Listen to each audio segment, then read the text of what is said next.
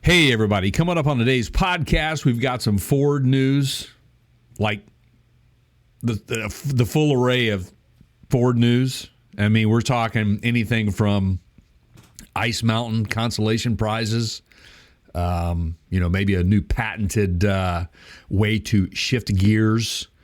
We also have a little bit of information on, maybe some heated seats that you might have to pay for that creature comfort. We'll see.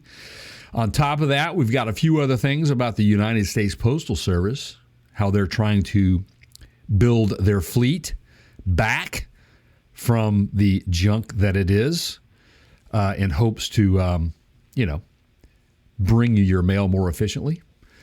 A little Stellantis news, a little Stellantis copyright floating around out there that brings a little interest. And then we've got some Koenigsegg news. All that and much more coming up on today's podcast.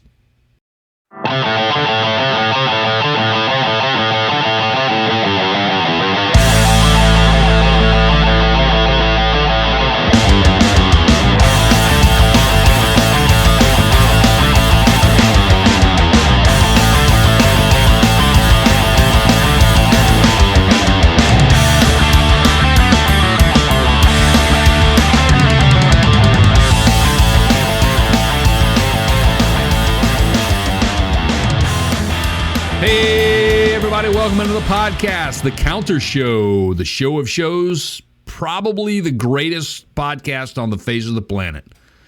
That is my podcasting partner, Keith, over there. For those of you who don't know, how you doing, Keith? Hey, what's up, Jay? Hello, friends. Yeah, we're back. What episode is this? Do you know? Man, I think 113, isn't it? Okay, sure. Somewhere around there. Yeah. It's It's well still the over middle of the 100. winter. Yeah. It's still the middle of the winter. And we're looking forward to time changes and temperature changes and getting out of the deep freeze. It came late for you guys, didn't it? Yeah. My of course my furnace went out in the middle of it, but it's fixed. It's all good now. Well, it's fixed. Yeah. By fixed, I mean I got a new one. That hurt a little bit. Oh, you spent some money, in Yeah. other words. Yeah. Spent a ton of money. Yeah. Yeah. Yeah. Yeah. It's it's chilly. I've been fortunate. No, knock on wood. No major appliance upsets. Yeah, well, I did have a leak. I had a dishwasher leak that I fixed myself. Before this podcast is over, there will be a puddle somewhere. Oh, I mean, you hopefully- basically tempted fate at this point. yeah, I know. That's the way it works. That's kind of like one of those things where, when you walk into a room and you're talking about, who we haven't talked about, who we haven't seen lately, and then they just show up. Oh, right. Yeah. One of those things. So, wow, man, we've got some exciting topics today. We're going to kind of go all over the board here. As you heard in the intro, there's a lot of Ford news going around. We've got quite a few stories for you today, and some other interesting technological advances that are going on, including one that Keith and I have talked about a lot, about electric vehicle batteries, and that seems to be the biggest challenge right now, and how we can take advantage of technology and or improve on current technology. And you heard it here before in our crystal ball that we look at from time to time, that we can tell you that what we know is that there's going to be a big change in battery types. The way we know it now is going to be different next year. It has to be. And, BMW tends to agree with us, just for the record. I was reading something just yesterday, as a matter of fact, that that the man in charge over at BMW said, we are not going, I'm paraphrasing everybody, but he said, we are not going all in on the battery thing yet. Now, they've got EVs. They were one of the first to put some of their I-Series vehicles out on the road, but they are stopping short of making that full commitment of, 100% electrification fleet by, 2035 or whatever. Something like that, yeah. Because he said, look, man, the technology is not, we have not made enough progress at this point that we can go all in and never look back on internal combustion. And I think he's right. Yeah, I think so too. And one of our stories today, we'll get into that a little deeper about,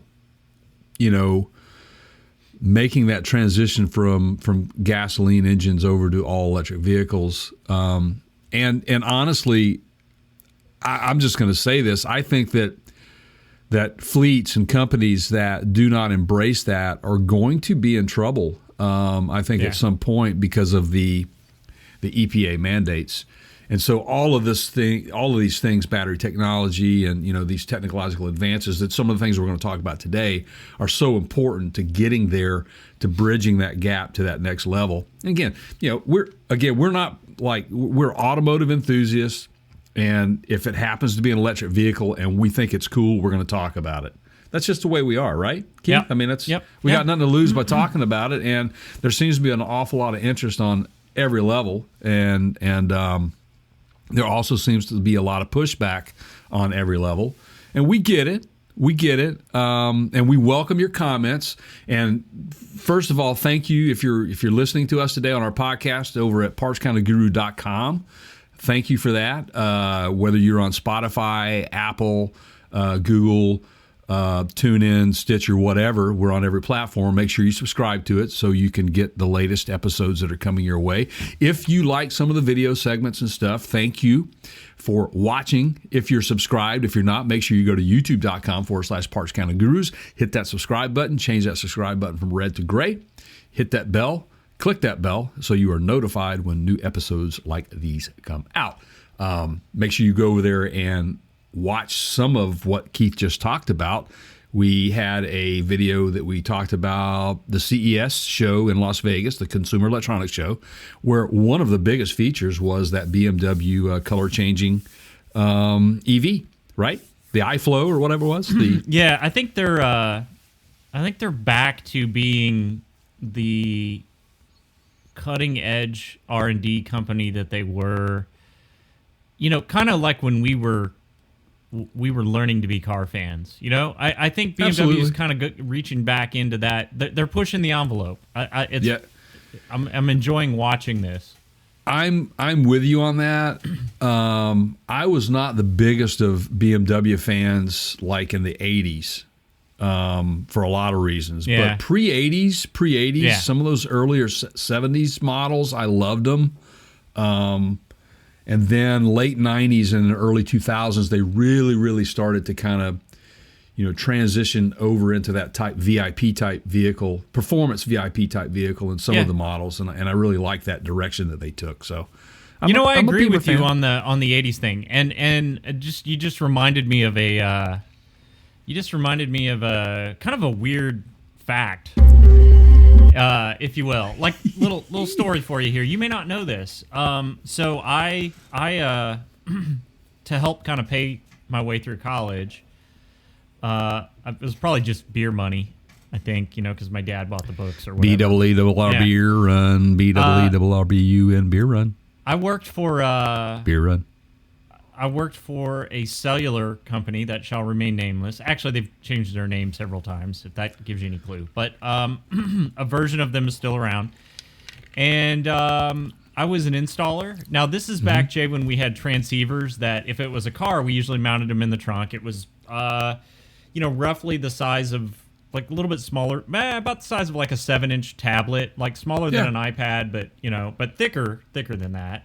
Sure. And then you would put we drill holes in the roof and mount an antenna, and you'd have a handset. They called it a handset, and you'd mount that like somewhere up, usually on the transmission hump there, right? Sure. Well, I got to take everything apart, everything. I mean, we had everything come in there, including the time that I drilled a hole in the roof of a Pontiac. I forget the name of the minivan, but it was the one that was all fiberglass. Oh, that was the Transport. Yeah, the Transport. Yes. And didn't know that the body was entirely fiberglass. And see, you've got to have a metal. If you drill through it for the antenna, you got to have a grounding plane. It was fiberglass. It kind of borked the guy's, right, fiberglass roof. But anyway, yeah, I got to take everything apart, I learned because of that what was built well and what wasn't. And a lot of that BMW stuff in the 80s, when I would take it apart and like look under the panels and the floor mats and floorboards, it was just junk, man. Yeah, it was a different. We were a different market for BMW back then, I think. Yeah. I think that if you were to look at some of the 80s vehicles that were sold in Europe, because I was in Europe in the 80s. Yeah. And we're surrounded by some of those European models that were not sold in the U.S., and they were a little bit different. Now, construction-wise, quality-wise, I couldn't tell you. Oh, power distribution system was wildly different. That was always a pain to deal with because you had to tap into power for these phones. You know, it was a real mess, man. Yeah, I bet. Yeah, so BMW. We've got a little bit of some information today that's going to bleed into something that we're going to talk about today. And it has to do with Ford. Do we want to just kind of kick into some of this stuff now? Let's go into the Ford. Let's get into the Ford stuff a little bit here. So we got 2 or 3 different stories here, but I would like to start with this one, probably the most entertaining of the group. Yeah. We found this. You or I get us confused all the time. One of us found this on the Bronco 6G forum.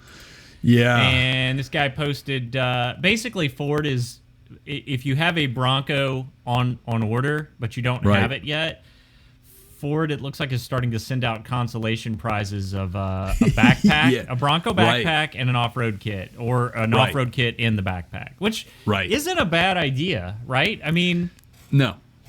These Overland crowd kind of goes hand in hand with some of this gear, right? So if you dig into this, and just all of you listeners out there, if you're a Bronco reservation holder, this should definitely be pique your interest here, because this is pretty important. Now, back in the summer, what was referred to as Dirt Mountain is now referred to as Ice Mountain. And the reason why that is because the same Broncos, not all of the same Broncos, but this big, huge holding yard up in Michigan is completely snowed over. And you've got just thousands of Broncos that are built, halfway built. They're built, but they're missing specific components to help them complete the production, namely like the tops and the chips and those sorts of things. And they're just sitting out there in the ice and the snow, which has a lot of Bronco owners really worried. Yeah, man. There's footage of them just like, okay, so there is footage. Your stuff just sitting there for months waiting on parts out in the sun? And heck no, we talked about that back in the summer for that. They're parking some of these, halfway built vehicles in rock quarries, man. Yeah, at least it's not like GM was doing with the Canyon or the correct. They're just parking them out there in those environments, and it's just not good. I mean, I personally, if I were a reservation holder, I'll be honest with you. This is just me. I would cancel my reservation. They could have it at this point. I'll come back as soon as we get beyond all these shortages. Yeah. And I can order it and know it's in production and it's going to be coming in a specified time. Then I'm good with it. I mean, you're not going to send me a backpack and make me happy. Well, man. It sounds like we're turning a corner with some of the shortages. So you may be able to get out of line and then get back in line in a year or two and probably get one pretty quickly. Just here's the thing too, though.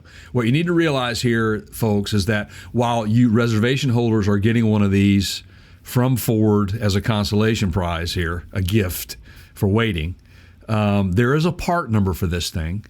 And apparently anybody can buy one. So look at this, man. You went out there and you found the part number for it? Yeah, it's part number is a 160272. Wow. Here's what's in it. You want to know what's available. In it? Yep. You get one carry bag, of course. You get a fire extinguisher. Which, that's actually a great idea. Yeah, there's some cool stuff. Let's go down the list here. Yeah, so you get a fold-up shovel. Another good idea. You need to have one of these in an overlanding kit anyway, right? Right. You get 3 emergency waters, right, 125 milliliters. Seriously, each. I mean, is this go with our dehydrated water? I mean, come on, man. You get a little pouch with water I mean, are people that like? Are Yeah. Are you that inexperienced in overlanding that you don't know better than to take extra bottles and containers of drinking water? Well, you got to know though that there's people sitting around a table that are just go. So what do we put in this bag? You know, right? It's a survivalist bag, supposedly emergency bag. And It's of an all the off-road kit. choices, emergency water made the cut. Right. So, all right. So yeah. So it has a water reservoir, obviously a container. You got to, have something which to drink just, said you know, water in right. pouches. Said water. Right. Waterproof matches. Folding multi-tool, which we've talked about. If you go, for those of you who aren't subscribed, please subscribe to our YouTube channel at youtube.com/Parts County Gurus. There are videos over there. There's also podcasts where we talk with the one and only Rothmeyer about what you should bring on a camping adventure. You can check out that podcast over at partscountyguru.com and click on the podcast link and you can find that. But then we've got, did I say folding multi-tool, which is important, emergency blanket, pair of work gloves, a roll of duct tape, some cable ties, shop towel, Gojo branded towelettes, a light stick, emergency whistle, and some tether straps. That's it. So I mean, honestly, it's a good kit to have. If you don't have all that stuff and you own a 4-wheel drive, you need to just get yourself a backpack and start shoving that stuff in there. I mean, minus the fire extinguisher, everything else in there is you could do all of this for easily under $20. yourself. Yeah, absolutely, you could. I mean, there are stores that are solely dedicated to this. If an outdoor store, you can get everything you need, and you can actually get everything you need online as well. In fact, I think you can even buy a similar backpack on Amazon. We'll give you some links. Just make sure you follow our links. We've mentioned this on the podcast, so go to the mentioned on the podcast link, and we'll try to put a link there for something similar, or if not, this thing itself, where you can buy it from Ford. So, I got no beef with sharing their product. But I guess it is a move in the right direction for Ford to kind of, maybe this is a good sign that your vehicle's coming. I will say this same Bronco 6G forum. I went to their Ice Mountain page where they were talking about the vehicle holdings. Now, for those of you who don't know who Bronco 6G forum is the go-to for this new generation Bronco. They've got some great information over there, some good graphs on what's being built, what isn't built, who's waiting on it. And I did a little research on.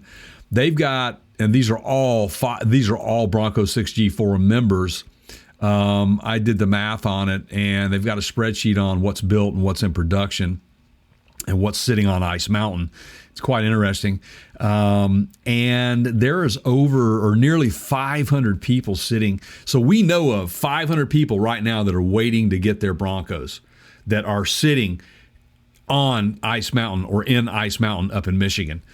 Covered in snow and ice, and there were also leaked videos, like Keith said, of these sitting there. But there's also, we don't know, we can only speculate what's going on, but some of the technicians that are actually going out to individual Broncos with hoods up, whether they're installing a final piece to get the thing out of production and on into delivery, or are they just one by one periodically checking things on a list of periodic maintenance things? We don't know. But it looks like they are getting closer to delivering these things. And we hope that you enjoy your backpack, you reservation holders, you.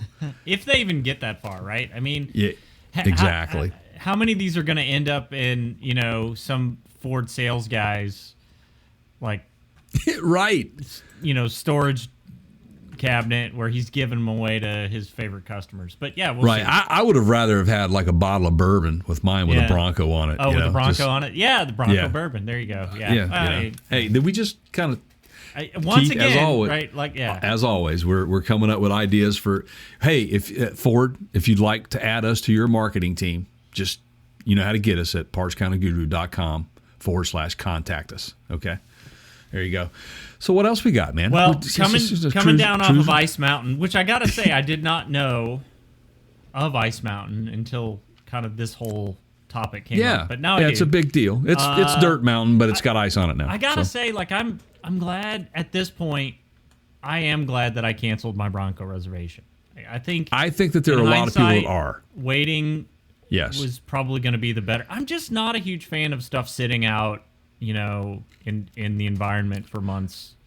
Supposedly, yeah, I know, and supposedly some of these reservation holders, by the way, Keith, are getting like $1,000 Ford bucks to spend for accessories and stuff, and some folks are wondering if this is going to come out of that. They're not sure, but we'll just wait and see. Yeah. Anybody who owns a Ford Bronco that is now waiting for it, and it's supposedly in production, why don't you reach out to us? Yeah. You want to come on the podcast and talk about your experience? We'd love to have you. Come on down. Leave a comment in the YouTube video. Sure, whatever, man. Absolutely. Okay, so some other Ford news here. Yeah. I love these people. First of all, I would say I wish I had this kind of time, but honestly, if I had this kind of time, I don't know that I would be doing it. But there are people that sit out there and troll. Once you are granted a patent in the U.S. Patent Office, it basically becomes public information. Your patent filing does, once it's approved or granted. Yeah. So, and there are people out there that's all they do is just read through the approved patents. I mean, Apple's had a lot of stuff exposed in recent years over, people finding things out this way and so on. So there's one out of Ford that's really interesting in a segment I'd like to call "I Don't Need Your Stinking Clutch." I don't need no stinking clutch. So apparently Ford's working on a manual transmission, if you will, that shifts without the use of a clutch pedal. Right. And I checked out the patent on that. I looked at that thing. It's interesting technology. Now, here's the deal, though. Here's what's funny. Hyundai, back in 2018, they also came out with what they call a no clutch pedal type transmission, and it senses the change. It's kind of like it's an intelligent shift. They call it an intelligent manual transmission. It's the IMT. There's an IMT sensor on it. It senses when you're going to slam it into gear, and all. It's all electronic censored. So it takes the human element really kind of out of it. That's Hyundai. It's kind of more of a hybrid, though. I mean, even this one, and I did look at this patent, and I've got it up here.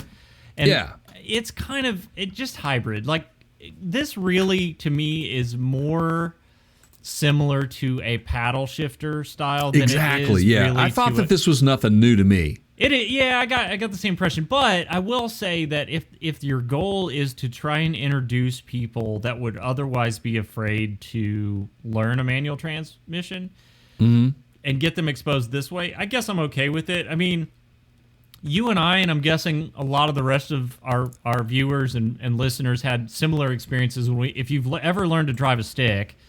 You almost have to just get thrown into the deep end of the pool to some extent, right? Like, you start at usually a parking lot, but at some point you're going to have to learn to start on a hill, right? Right. When you're just going to have to do it. And we've all had the joke where, like, I've literally killed it, right, as a teenager, and, whoever was teaching me is out the other window going, he's learning to drive a stick, and everybody goes, oh, yeah, we got it. Okay, yeah. I mean, because so let's let me just say this. So, one of the part of the patent that I was looking at, it does show a foot controller. Okay, I do see that, but I don't know what the extent of that is. So this is an electronic transmission. It's basically taking away that clutch plate, pressure plate, clutch disc engaging feature, which is all hand. It's all hand, feet, and eye coordination, and which to me. Here are some specifics. The patent is stated to be for a manual transmission with an electric clutch. So the clutch is electric.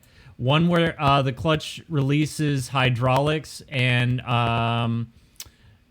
it's pressurized by a master cylinder, so I'm guessing similar to the way your brakes work. Correct. Operated again by an electronic actuator. Now, is that the foot part, or is that... Well, and that's it.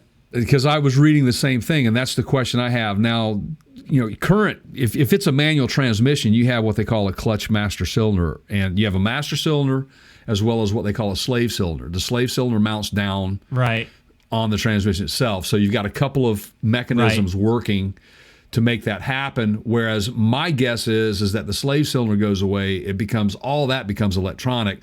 You still have to have some sort of hydraulic going on, some sort of master cylinder, I guess. Unless it's master cylinder, they call it, and it's an electronic component, like a module or a sensor of some sort. I don't know. But this will be interesting. Well, it's different enough from your traditional clutch manual transmission that the U.S. Patent Office granted Ford a patent for it. So the Patent Office felt like it was unique enough to receive its own patent. Right. And just everybody, no guarantee that because Ford or anybody else receives a patent that this is going into production. They may use this in a future generation, and they may have several revisions of this product before it ever sees the light of day. So right. And a lot of the stuff that I had read, the commentary that I read, there's a lot of speculation that this could be the next generation Mustang. And as we all know, there has been talk of a hybrid version of that Mustang. And, it still remains to be seen whether or not it's going to have that start-stop feature on it as well. I mean, think about it from this perspective. If you truly want to be competitive in a quarter mile, having the ability to control when the shift happens is a big thing, right? Like, yeah. As opposed to an automatic transmission that's always going to shift at a certain RPM. Well, if you're trying to hit that sweet spot and keep it there for a minute or a few seconds, that's maybe not ideal, right? To get the most power transfer. Right. Yes. So something like this is kind of that hybrid, right? You can control to some extent when the shift happens in terms of when in the RPM cycle, but also you're taking away that delay that you would have in the normal foot clutch transfer system. Right. And, I don't know about you, man. Here's how I feel about it. And I know I'm going to have the backup of all of our fans out there. There is nothing better than rocking the straight up old shifting gears with a manual clutch type transmission, man. I'm telling you, there's nothing better than that. I've got some friends that have kids that are near Side Shot's age. Have you heard this philosophy? No. A lot of parents are looking towards some sort of a manual transmission as a first vehicle for a lot of their kids, because the whole idea is to keep their hands away from their phone. Now that is extremely intelligent. Hats off to mom and dad who are doing that, because it keeps them occupied. It makes them basically pay attention to what they're doing. You probably did the same thing I did, though, but for us it was like a McDonald's drink cup, right? And you're like trying to shift, and I had no cup holder, and it would like end up between, holding it between my legs and trying to do the awkward shift with it, Absolutely. Well, actually, my first manual transmission that I drove was a 1959 Ford pickup truck that my dad had. Well, that was up here, right? It was 3 on the tree, man. And he wanted me to learn that because he said that's a step. The first vehicle I ever owned was a manual transmission, and that was by design. Of course, I drove some tractors and stuff, which that's easy. That's just, I learned on a tractor. That's easy. But when you're driving a 3 on the tree, you got to understand how it works. Transmissions have changed so much over the years. I mean, think about the ones that were on the push button on the dash. That there were a lot of vacuum controls.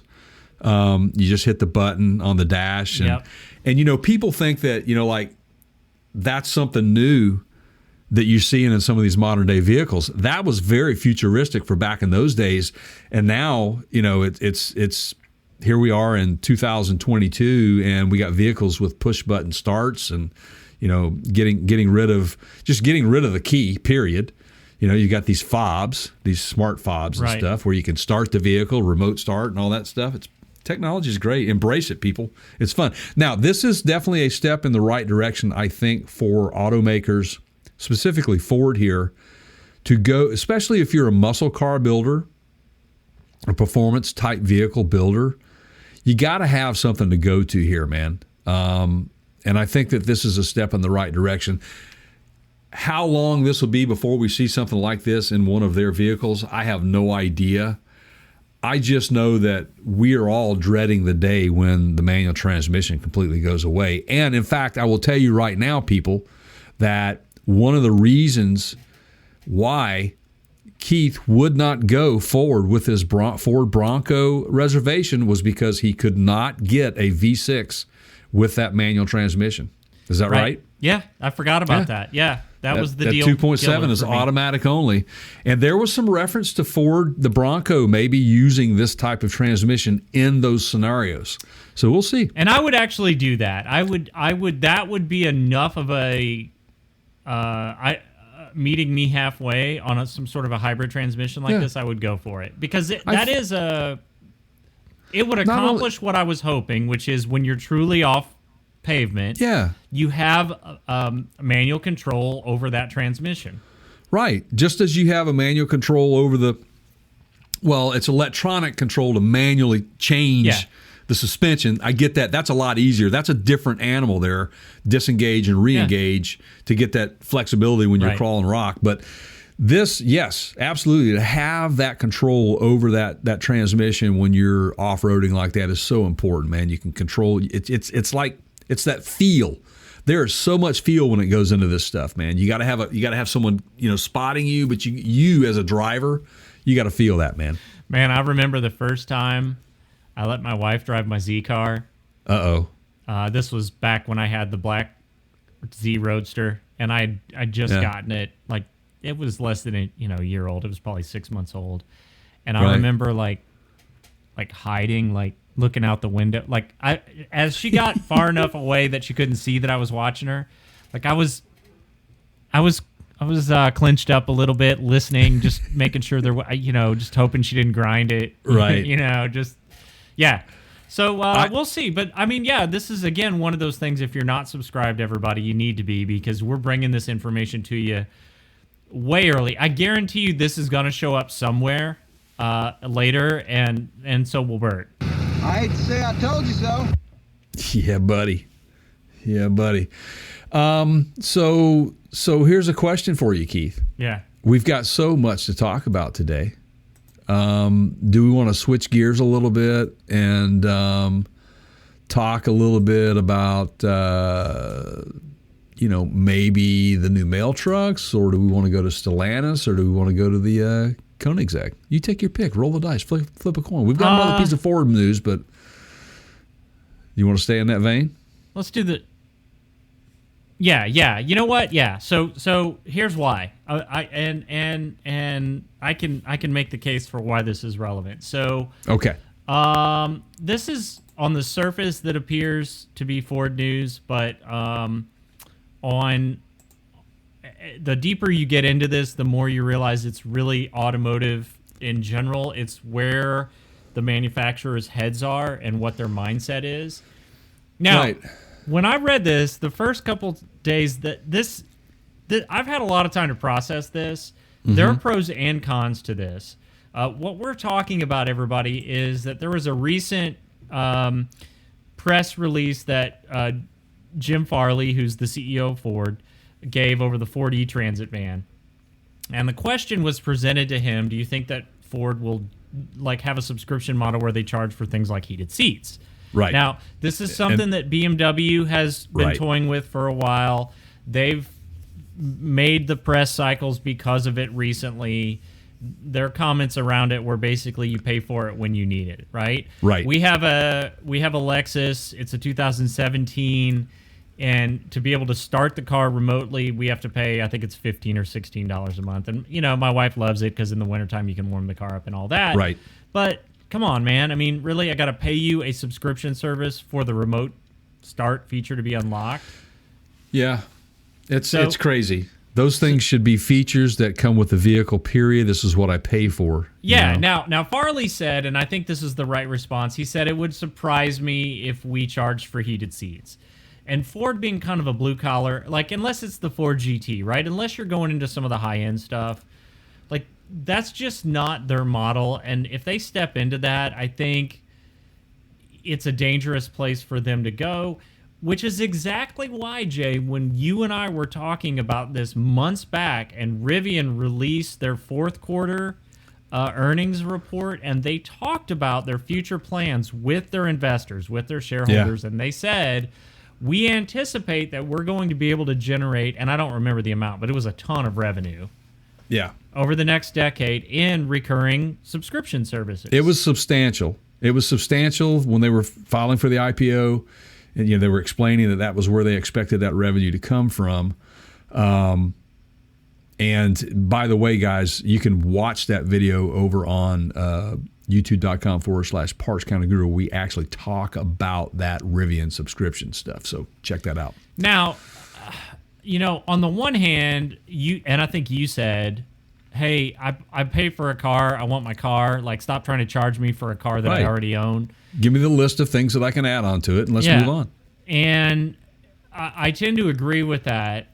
The more I thought about this, I thought, okay, but does this help us with the whole planned obsolescence situation? Like, could they be basically making these things to stay on the road longer if there was some sort of promise of additional revenue after the sale for those manufacturers? Because they don't have you don't have to build another Bronco. Like, you sell this one, and then you continue to go back to that well of that customer and remonetize, right? Mm-hmm. An existing product. And this is what Apple's been doing since Steve Jobs died. Like, they just keep going back to the realm of recurring revenue. Apple Card. Wow, I had a little wascally wabbit moment. Yeah. The well of recurring revenue. Sorry, everybody. So, yeah, the Apple Card, the music subscription, the iCloud subscription, Apple TV. I mean, it's Apple all TV subscription-based Plus now, right? Yeah. Everything. Paramount Plus. It's all crazy. Could this be, even though none of us would be thrilled about that monthly charge. Well, I would not be thrilled with it. But what worries me is that they're going to take the same approach, because it's business to consumer product. It's a consumer product, and products are designed to not last forever. I mean, if they last forever, then you never get anybody coming back for a new one. And so my fear is that after a vehicle that they have produced at up to a certain point, they just say, hey, we're not supporting the software on this vehicle anymore. And then you're just kind of left on your own. Kind of like what's going on with what happened to basically me over the last 2 years, where I've said to you guys on this podcast that I own everything Apple. I'm a MacBook Pro guy. I have an iMac and I have an iPhone, iPads. We're there. We got the Apple TV box. Apple 2GS, PowerBook 145B. Right.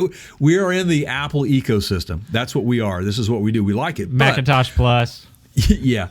But that's the one that was in Jerry Seinfeld's apartment. Yes, it was. It was. So, for me, I fear what I just had to go through, which is planned obsolescence. And basically, I was stuck with a perfectly operating iMac from 2009. There's nothing wrong with it. It's just Apple doesn't support it anymore. In other words, none of the apps are supported, so I can't use it, can't update them. They don't work. Yeah, they intentionally design new software features. Right. And those things have such a heavy demand requirement that it won't work on the slower, older stuff. Correct. And I think that technology is kind of it's good and it's bad, because they want to move you into the new generation of things because it's much more efficient. It's easier on the manufacturer in supporting that. It makes complete sense, but I only fear that automakers are going to take the same approach that our PC builders, Bill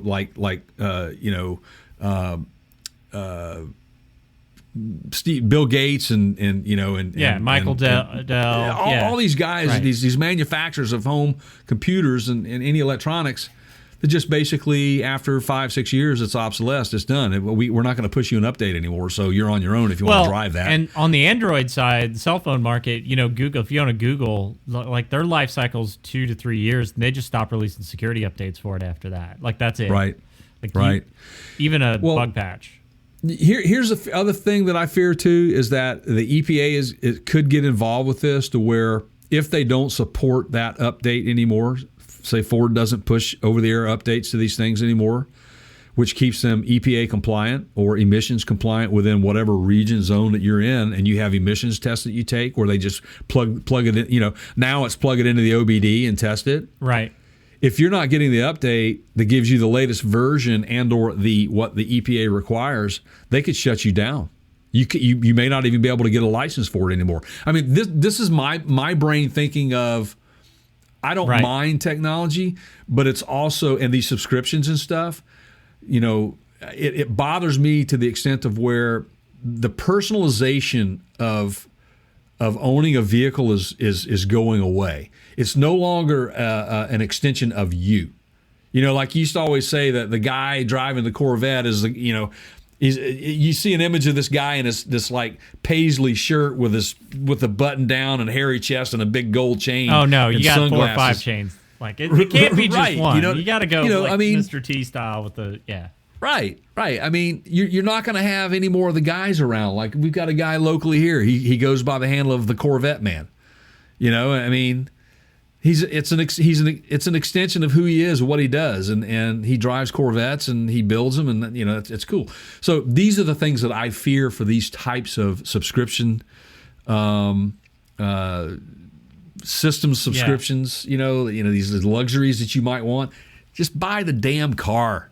Yeah, it is kind of a dangerous, the whole slippery slope argument. I agree. It's kind of I don't know that we want to go down that path. I don't want to. I mean, certain things, yeah, I would. Like if it's infotainment stuff, but a heated seat or longer range. Give me the longer. If it's an update to a vehicle that's going to give you longer range. That should be good for me because you own a vehicle. That should be customer loyalty type updates, in my opinion. Right. Anyway, hey, that's just me.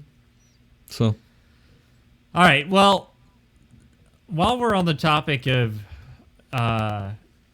potential train wrecks, man, I feel bad. Part of me feels bad for beating up on the Postal Service, and part of me kind of secretly enjoys it because they've kind of brought this on themselves by just decades of just like mismanagement. And I have my theory on this, by the way. I digress. Okay, so we have so we talked about this a while back. The Postal Service has been shopping around for contracts on their new, we used to call them the mail truck or the mail Jeep, or they weren't Jeeps. The current generation is a Chevrolet engine. It was originally placed in the S10. It was not by any means a reliable or efficient engine. No. But these are the kinds of things that it's a government. It's basically the lowest bidder, like because we didn't learn anything from the space shuttle. They all run like crap. Yep. Period. If you haven't heard the rattles of your postal worker, know it's coming. It's coming. Yeah. It's just like, holy cow, man! The mail guy's here or mail gal's here, whatever. So they're looking at So they had made a decision or a commitment in one direction, and news comes out on that. Now this one, it's the contract was awarded to Oshkosh Defense in the spring of 2021. Which makes perfect sense to me, right? I mean, you want to be relying on an automotive manufacturer that has tons of experience in the fleet vehicle industry, so you go with a company that nobody's ever heard of, right? Right. I mean, what? Right. Yeah. So these guys were hooked up for the replacement of the there's about 150,000 of those what they call the Grumman long life vehicles, or what we call LOVs, which Keith just mentioned, which is basically an S10 pickup truck, and they use those 2.5 liters. Now, me being in the engine component manufacturing side of the industry for years. I'm very aware of it. There's a lot of production engine rebuilders out there that have these contracts on the rebuilding of the mail trucks for the government. Right. And just sending out valve train in droves for these things. I mean, just it's the gift that keeps on giving. That's how bad these things are designed. They're not very good at all. They get crappy gas mileage. And that's what's going to lead us into this story. So here we are in 2022, right? And it's now time for a new replacement. And the big talk is EPA. I mean, we're a decade and a half past these things being time to be replaced. Oh my goodness, man! They could. Okay, so I think that the gas mileage, the EPA gas mileage rating on these things, the average is 8.2 miles to the gallon. Now, keep in mind, there's a lot of idling going on. Well, they're carrying a ton of weight. I mean, they're carrying a ton of weight. It's not. It's a 2.5. It's a 4-cylinder engine. These guys are basically driving up, slamming the thing into park, putting the parking brake on and getting out and stuffing boxes, man. That's what they do. They're going point A to point B. These are your last mile delivery vehicles. This is what these are. Now, in podcast past, we talked about last mile delivery vehicles, which Amazon, if you want to check out our last podcast or any of our videos on that at partscounterguru.com, /podcast, please go there, or go to youtube.com/Parts Counter Gurus and hit the subscribe button for us. You'll see those videos. But Amazon has invested into the 100,000 electric vehicles from Rivian, which are huge delivery vans. But now they're going after Stellantis for the last mile type vehicle, which they're going to tap into the all electric Ram van that's going to be coming out for Amazon. Anyway, I'm getting off the main subject here, which is the U.S. Postal Service is at a point to where they're being asked to replace this stuff. And as part of the infrastructure bill, I think, and I think Biden had part of the EPA strategy was to get some money to the U.S. Postal Service to help them replace this stuff. $11.3 billion dollar contract, I think, is what it was for a gas-powered truck purchase, which I found in itself to be very odd, Keith. Yeah, so, I mean, we have Amazon basically proving that it can be done with an EV. Mm-hmm. They've not only proven that, they're now redoubling their commitment to, Rivian and Stellantis, like we just talked about, and like we've talked about many times, and basically solidifying that as the next generation delivery vehicle. And we have basically Grumman, the military contractor, right? Right. Coming out with kind of a 2 decades old version. Now, part of this is, again, I think, Jay, because it's going to a low bidder. And if they were, efficiency isn't cheap, right? Right. So we're going to have to do this. I mean, the mail service is already broke. I mean, they're beyond broke. So I have my theory on this, by the way, and we'll get into that here in just a second on what's going on. But why? It's kind of talking out of both sides of your mouth, if you will, from a government that is simultaneously pushing for cleaner fuel vehicles, right, and then putting something like this on the road. I mean, right, and to that point, what we're about to tell you, the EPA sent a letter to the U.S. Postal Service and said that the whole reason to buy new mail trucks was to make them cleaner, better, and safer. The EPA said last fall that it had a problem with how the U.S. Postal Service conducted an earlier EIS about the truck purchase and that the final EIS remained seriously deficient. In other words, they investigated this. They took bids. They're looking into how can we best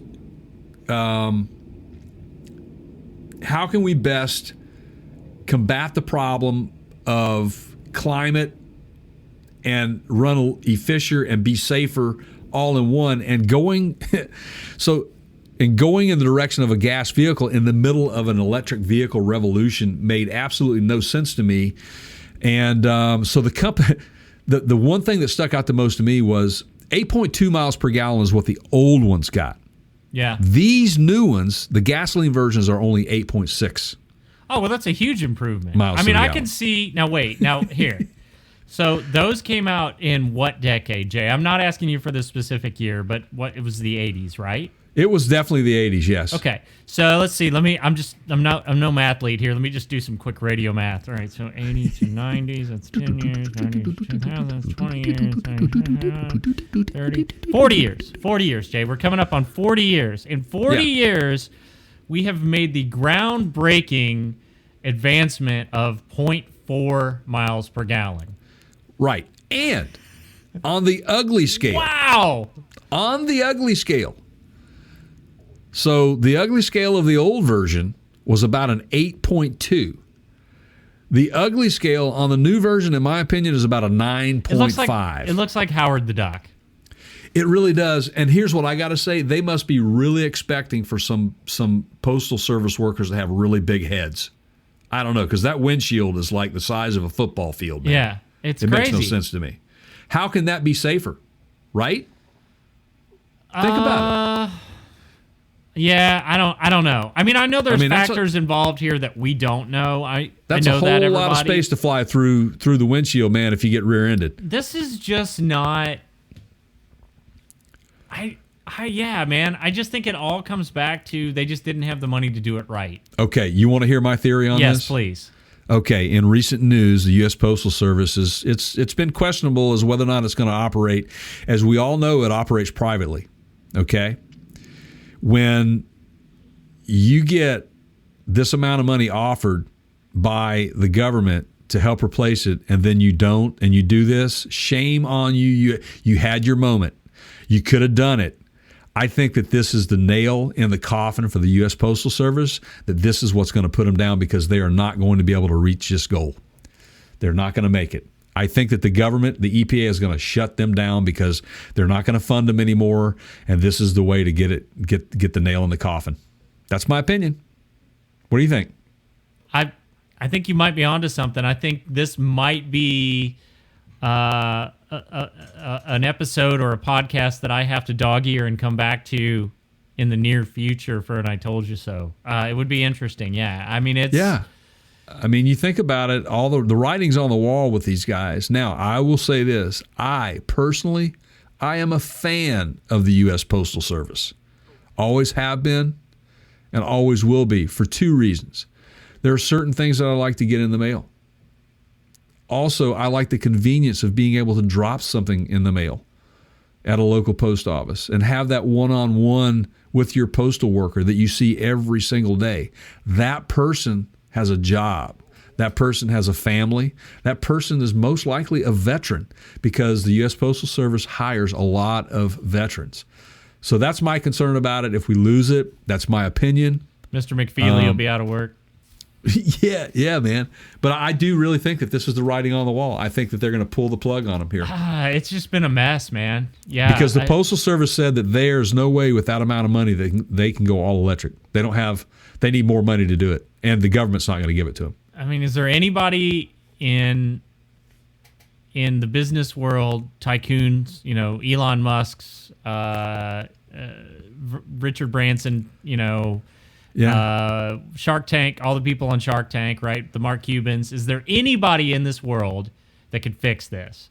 I know exactly who it is. Service. Who? Yep, I know exactly who it is. It's a quick name change and a badge, and that's it. And you're done. Who? Jeff Bezos is going to call the U.S. Postal Service will become Amazon. Okay. It will become Prime. Oh, yeah. Ooh. Now you've just opened the conspiracy theory box. Is that why he left? Is that why he stepped down from Amazon so he could start up this? Wow. You never know. You never know. Okay. Wow. This just everybody. This is make sure you subscribe. Conspiracy Theory Day. Yeah. So make sure you subscribe to our podcast here at partscounterguru.com. /podcast. That's the podcast link there. You click on that. You can subscribe to any level of platform that you want, whether that be Apple, Spotify, Stitcher, TuneIn, or is it Intune or it's TuneIn? TuneIn, yeah. Then Google Podcasts, etc. Just make sure you subscribe to that, and then make sure you catch these video segments over on YouTube at youtube.com/Parts County Gurus. Hit that subscribe button. Make sure you turn that subscribe button from red to gray. Ring that bell. Click that bell to be notified when more of these videos come out. All right, Jay. Stellantis or Koenigsegg? I say Stellantis. Let's go Stellantis. All right. All right. You ready? So, yeah, this is like the second patent. Well, this is a copyright, but it's the second, like, registry story that we've got. Yeah. Today, the story of the registry. Yeah. The story of the filing of the technologies. This one. Yeah, go ahead. Yeah. I was just going to say that remember, if you've listened to any of our podcasts or watched any of our episodes, that Keith and I have always said, stop paying attention to what's going on right now and thinking that this is going to be the technology that we're going to live on for decades to come, because it's not. What we are doing right now is bridging the gap to future technologies. We have to get there by starting somewhere, and battery electric vehicles, as we know them, using the lithium-ion batteries in the state that they are, we think they're going to be moving very quickly into a solid-state battery. We know that you guys out there that are not electric vehicle owners, that refuse to buy one, that swear you're never going to buy one, a lot of your fear is range. A lot of your fear is functionality in a cold weather event, whether you can survive in the cold, and all of these sorts of things. Well, we think that Stellantis is probably listening to all of these things. Wouldn't you say, Keith? Yeah, they're up to something for sure. So what they are saying, and they're not, that you kind of have to read in between the line on a lot of these things, or lines. True. True. And draw your own conclusions. Same thing with like Apple. Just you see the patent, but it's a small component of a bigger picture. Same thing here, right? So they're calling this a vehicle power supply backup. Now, what in the world does that mean? Well, it could mean a couple things. And as I looked through it, there's two different voltage systems in this thing. 800 and 400, yes. And so basically the one theory, the easy one, the low-hanging fruit is, you're going to run all your accessories, if you will, right? Headlights, charging for your phone, brake lights, all on one system. Mm-hmm. And then the other system is actually the drivetrain power. Right. That's kind of theory number one. Right. Which, by the way, this story is coming to us from Mopar Insiders. And they have a very clever take on one of the things that they would like to see this thing become. But there's a lot of speculation around what it will be if it ever comes to fruition. But I like the idea of it as a backup in emergency situations for those people who have the range anxiety. In other words, it's 100 miles before we get to... Well, let's say, Jay, that I'm stuck in this winter storm that's blanketed the country. Right. And I've been sitting in traffic in my, Tesla Model 3 for an hour and 20 minutes, and I've only got, 80, 75 miles of range left, and I have to run the heat so I don't freeze to death. You guys, it doesn't take that much power to power the onboard systems in these cars. It takes nowhere near the power that it takes to actually move the tires. Yeah. But but I digress. So you have your backup system, and that way, but then so now you've baited me into this. But then do you just become like my wife, like you don't fill the gas tank up until the gas light comes on, right? So those markers on your fuel gauge that say like half tank, quarter tank, those just get ignored as long as you have that backup system, right? Right. So people then just become dependent upon the reserve system, and they never really paid. I mean, I don't know. I digress. Yeah. But the other potential use of this, which I'm kind of a fan of, is you have a higher basically capacity battery system that can be used for a shorter amount of time. for performance power. Right. Think like the Tesla Model S Plaid or something like that, Right. where you just want to go stupid fast for a short period of time, say for drag racing purpose. Maybe they put this on, whatever that SRT team went to work on. Right. Right? Because we know that they disbanded that team. Maybe it's some sort of performance vehicle. Right. The engineers they spread out about through Stellantis.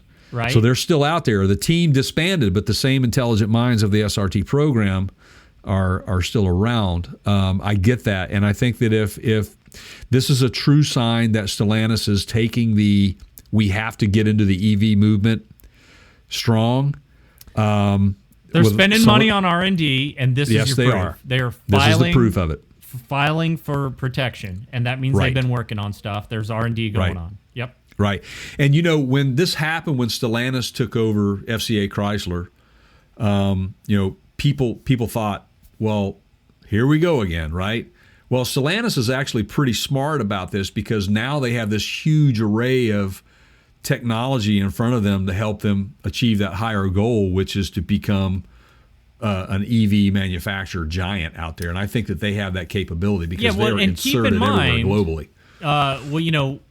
You might be thinking, well, this is going to show up in a Chrysler. I wouldn't start there. Especially if it's a performance thing, you put it in a Maserati. Keep in mind that they own other badges besides just Ram, Jeep, Chrysler, Alfa Romeo, right? They've got lots of badges under their banner. So if this is a performance thing, it's most expensive at the top. You put it in your high-end vehicles, and then that technology trickles down as it becomes less expensive to develop. Yes?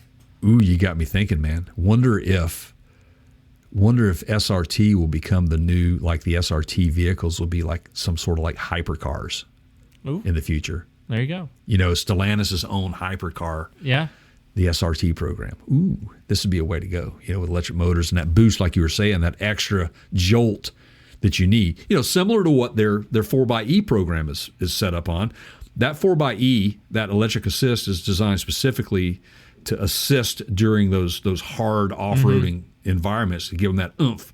And this is pretty cool. So there is not a whole heck of a lot of information out there on this yet. We just know that they've applied for the copyright or patent that might be coming down the road.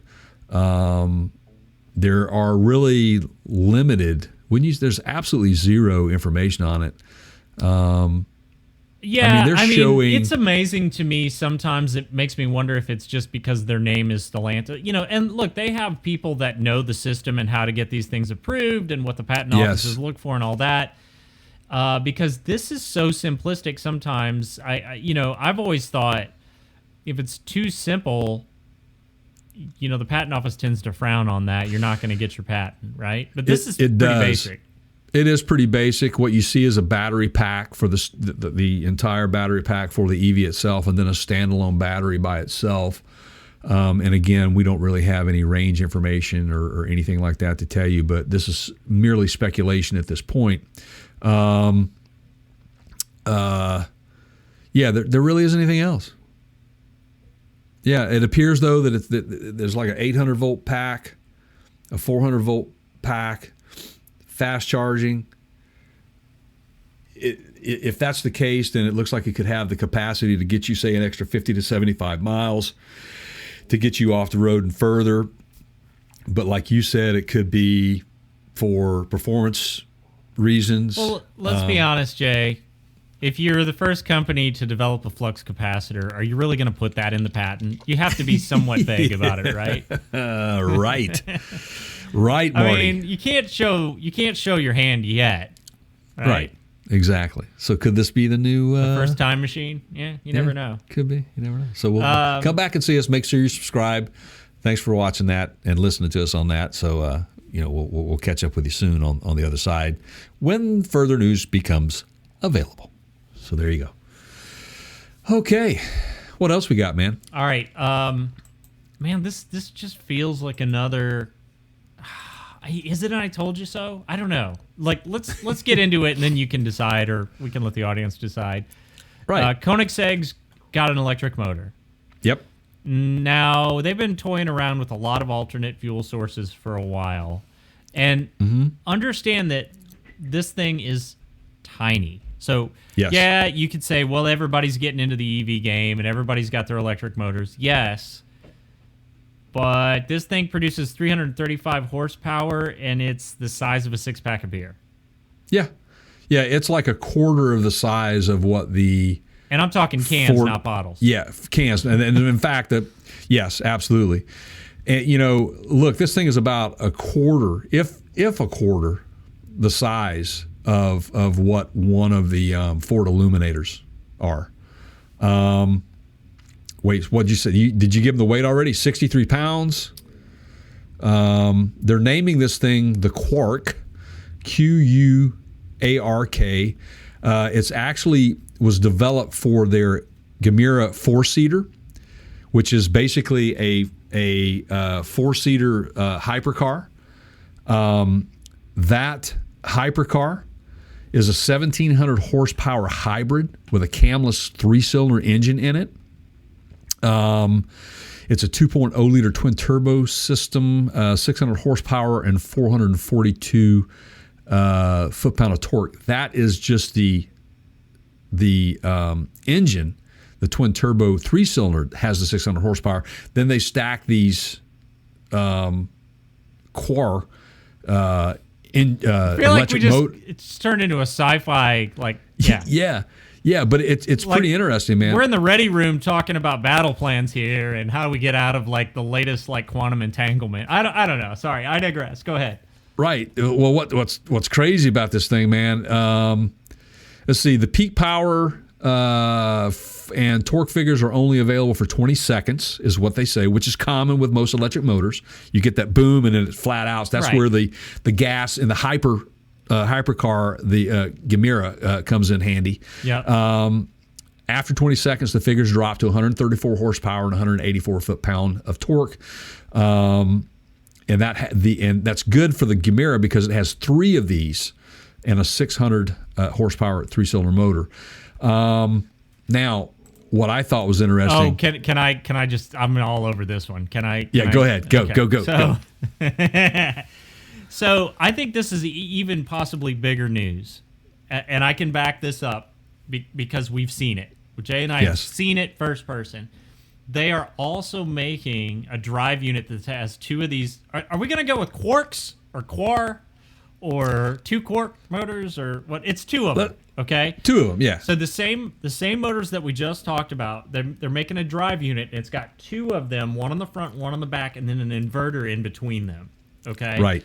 This thing makes 670 horsepower, and it's basically, as I understand it from what I'm reading, it's a crate motor, right? Right. Yeah. Well, gosh, Jay, people aren't buying electric crate motors, are they? No electric crate motors. That Ford Illuminator isn't sold out. No. And this thing is designed for aircraft as well as marine, by the way. The EVTOL or VTOLs, whatever, vertical takeoff and landing vehicles. Yeah. This thing is designed for that. And I had a guy made a comment, and we'll get you. You're going to make it on our mailbag because we'll talk about it. Said this thing's going in my boat, and he was talking about the Ford Illuminator, and a bell went off, going, you know what? Yeah, yes, somebody will. Yes, right. Absolutely. So man. They're calling this one the Terrier. I mean, again, where you get this power from is going to be the problem. What kind of batteries, how heavy they are, and all that. But if you're doing a hybrid build or you're doing it for racing applications where you don't need any more than maybe 50 to 100 miles of range, it's perfect. And don't take my word for it or Jay's word for it. Take the word of the people that are already making these electric crate motors, and they're sold out everywhere, right? There is a demand for this stuff. Absolutely there is. And the fact that a VIP manufacturer of a hypercar like Koenigsegg is using electric, motors in a hybrid type situation, that tells you not only from an EPA standpoint, and when I say EPA, the global climate change pledge that everybody has made to get to zero emissions, this is a bridge to that next level. The fact that they are getting this type of performance out of these things, and let me just give this to you. The Gemera, which these things are in already, it's uses a flex fuel engine designed to run on renewable alcohol. It combines with a hybrid system for an astonishing 1,700 horsepower and 2,581 foot-pounds of torque. Koenigsegg claims it'll hit 62 miles an hour in 1.9 seconds. I mean, we're getting to the point where it's going to be physically impossible for people to hang on and control these vehicles. Absolutely. I mean, it's insane. This is approaching fighter jet takeoff G-force. Like, not Right. quite, but we're getting there.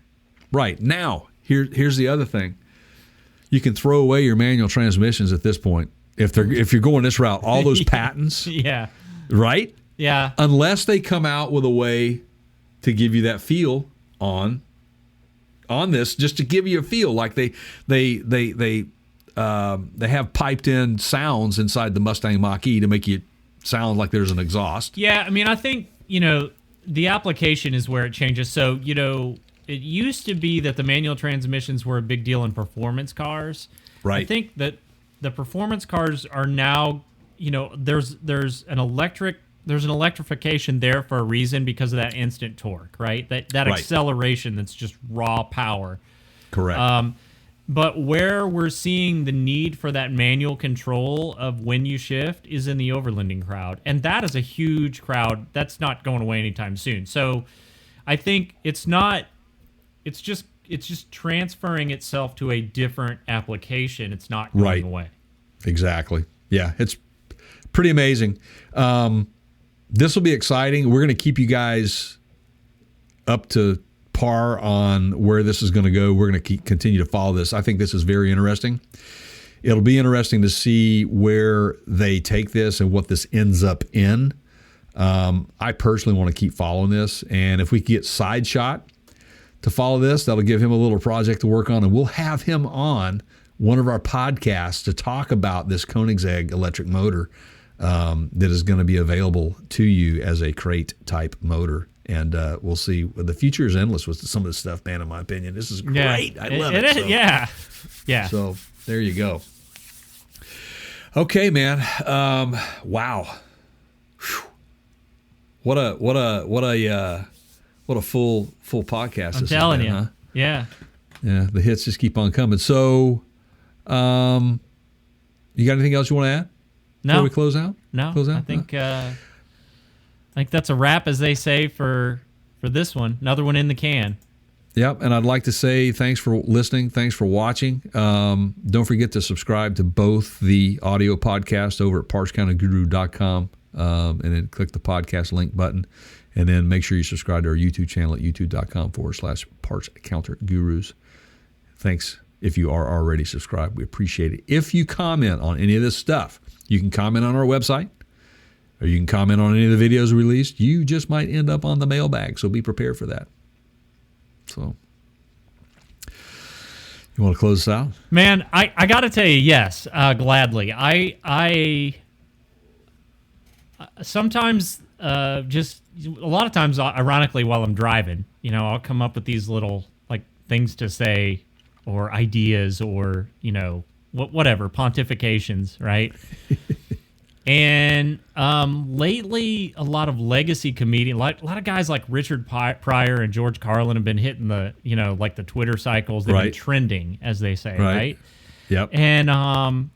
And sometimes I'll just run across something so just insanely like profound or hilarious that it just throws everything that I thought I was going to do out the window. And such is the case today, because I ran across a quote from George Carlin. And I just thought, man, this is great. This is it can't be bad. I have to share can't it, be right? bad. Yeah. So here it is, everybody. So the very existence of flamethrowers proves that sometime, somewhere, someone said to themselves, I want to set those people over there on fire. But I'm just not close enough to get the job done. All right. That's my pal Jay over there. I'm Keith. Thank you guys for watching, listening. subscribing, all that good stuff. We'll see you next time, everybody. Until then, take care.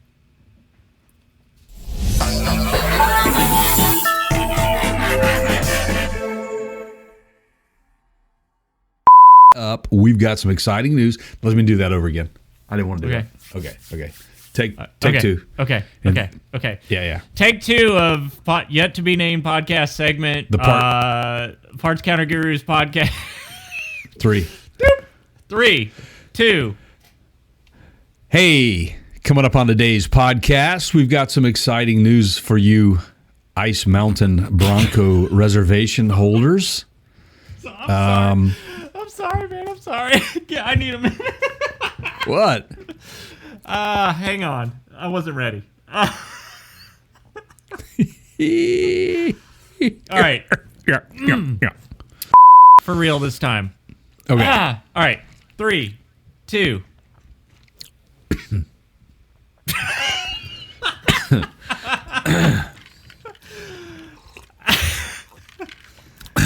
Oh, yeah, this is going to be a... Oh, don't worry about me. I'm just hacking up a bone.